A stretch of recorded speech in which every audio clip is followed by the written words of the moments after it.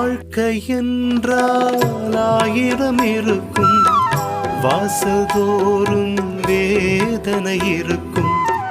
வாழ்க்கை என்றால் ஆயிரம் இருக்கும், வாசல்தோறும் வேதனை இருக்கும்.